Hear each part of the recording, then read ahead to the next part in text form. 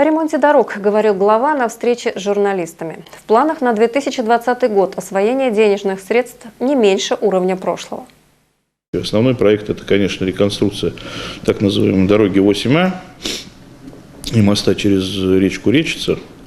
Значит, упор мы делаем на него. Значит, уже в 2019 году проект уже все практически сделан, направлен в экспертизу. По дорожной сети мы будем смотреть возможность, так же, как и по 2019 году работы, и по восстановлению щебеночного основания по ряду дорог. Это будет касаться в основном частного сектора, где у нас достаточно тяжелое положение.